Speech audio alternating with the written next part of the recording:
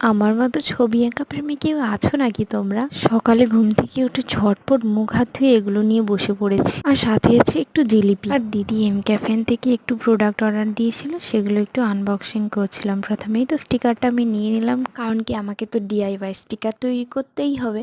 আর সাথে ছিল ফোমিং face wash, face oil, তারপরে গ্রিন টির নাইট জেল, সিরাম কনসিলার, আর এই আন্ডার আর্ম রোল অনটা, আর ফেস সিরামটা।